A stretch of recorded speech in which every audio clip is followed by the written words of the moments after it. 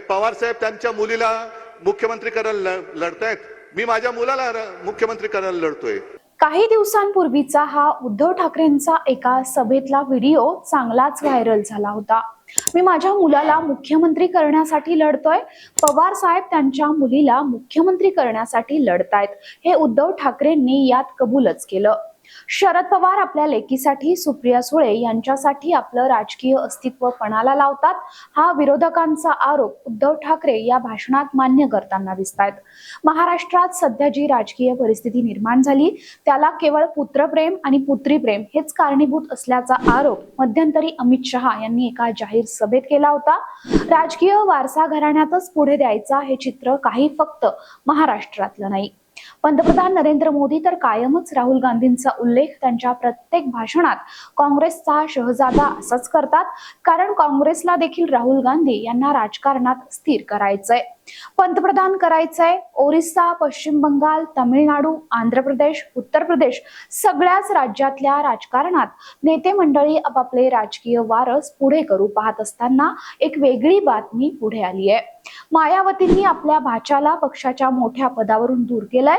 मायावतींनी आकाश आनंद या आपल्या भाच्याला राजकीय उत्तराधिकारी म्हणून घोषित केलं होतं, पण अजून ते राजकीय दृष्ट्या परिपक्व नाहीत असं स्वतःच कबूल करत त्यांनी आकाश यांना बहुजन समाज पक्षाच्या राष्ट्रीय समन्वयक पदावरून दूरही केलाय।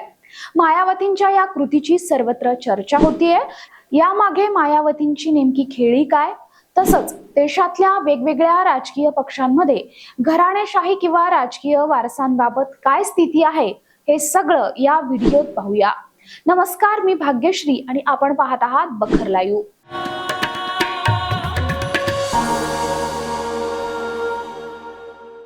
मायावतींच्या राजकीय उत्तराधिकाऱ्यांची चर्चा होत असताना महाराष्ट्रात उद्धव ठाकरे यांचा मुलगा आदित्य ठाकरे यांच्यासाठी सुरू असलेले प्रयत्न दिसतात।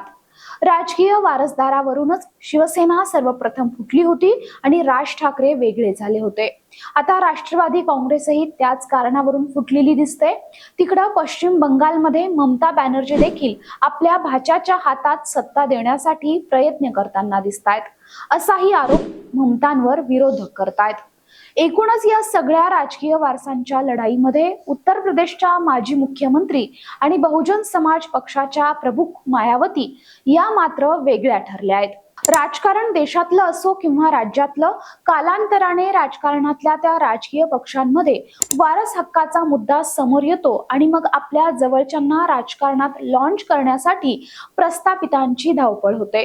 हा इतिहास आहे। सध्या लोकसभा निवडणुकांचा माहोल आहे आणि या निवडणुकीत महाराष्ट्रातील प्रचार तर केवळ राजकीय वारस याच मुद्द्याभोवती फिरतोय। केंद्रकरांनो, मी जर साहेबांचा मुलगा असतो तर मला संधी मिळाली असती का नाही? असती का नाही? मिळालीच असती। मी साहेबांचा मुलगा असतो तर पक्ष माझ्याच हातात आला असता, असं उघड उघड अजित पवारांनी प्रचार सभेत सांगून टाकलं आणि केवळ आपण पुतण्या असल्यानं भेदभाव झाल्याचं कबूल केलं। तर तिकडे आदित्य ठाकरे हे केवळ उद्धव ठाकरे यांचे पुत्र आहेत म्हणून त्यांना शिवसेनेत मोठं केलं जात होतं, त्यांना मंत्रिपदही दिलं असा आरोप शिंदे यांनी केला होता।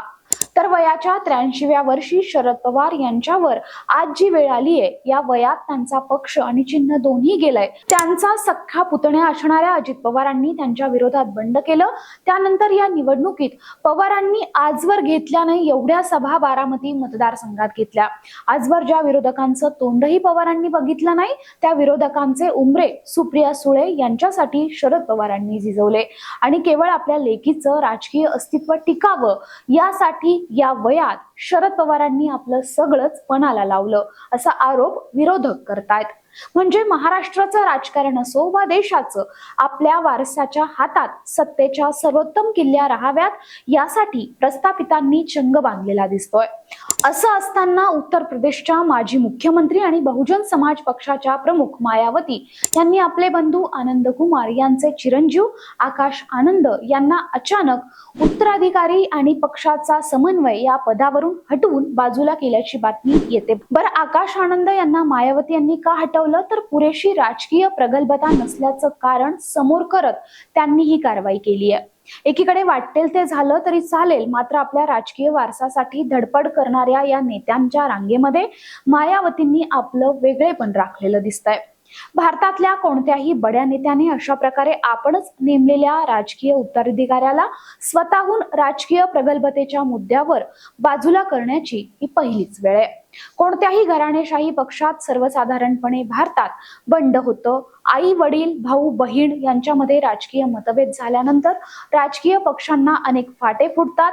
त्या फाट्यांचे प्रमुख स्वतःचा पक्ष ओरिजिनल असल्याचं सांगतात. या सगळ्या पार्श्वभूमीवर मायावती यांच्यासारख्या बड्या नेतृत्वानं स्वतःच काही महिन्यापूर्वी नेमलेल्या आकाश आनंद यांच्यासारख्या उत्तराधिकाऱ्याला राजकीय प्रगल्भता येईपर्यंत बाजूला करणं ही घटना भारतीय राजकारणात फारशी वेगळी ठरली आहे. हा व्हिडिओ जर आवडला असेल तर लाईक करा, शेअर करा, आमच्या चॅनलला सबस्क्राईब करा. तुमच्या प्रतिक्रिया आमच्यासाठी महत्त्वाच्या आहेत, त्यामुळे कमेंट नक्की करा. धन्यवाद.